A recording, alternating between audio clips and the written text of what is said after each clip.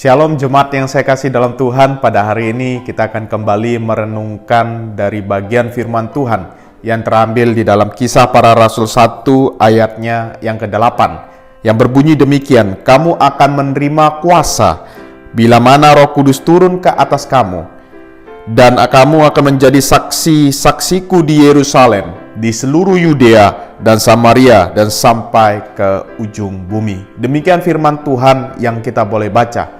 Melalui firman Tuhan ini kita diingatkan juga bahwa bulan ini kita memasuki bulan misi, di mana misi Allah di tengah dunia ini memanggil kita sekalian untuk bisa memproklamasikan, bahkan memberitakan Injil itu di tengah dunia yang rusak oleh karena dosa.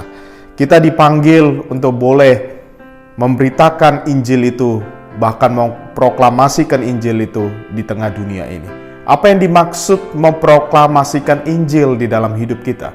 Memproklamasikan Injil berarti kita boleh menghidupi Injil itu, dan orang lain ketika melihat hidup kita, mereka boleh melihat ada karya Allah melalui Injil itu yang boleh merubah hidup kita, yang boleh memberikan kita sebuah panggilan yang baru, hidup yang baru, agar orang ketika melihat kita, mereka melihat ada kekuatan dari Injil itu yang telah mentransformasi hidup kita. Maka demikian juga yang dijelaskan di dalam Kisah Para Rasul yang pertama ayatnya ke-8, yaitu kamu akan menerima kuasa bila mana Roh Kudus turun ke atas kamu.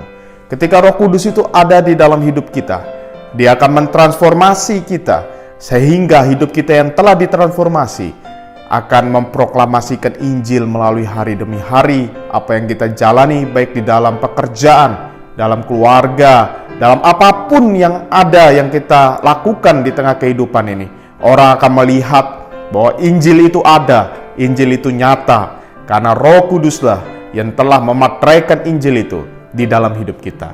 Yang kedua, tidak berhenti kepada memproklamasikan Injil, kita juga diminta untuk memberitakan Injil itu dimanapun kita berada.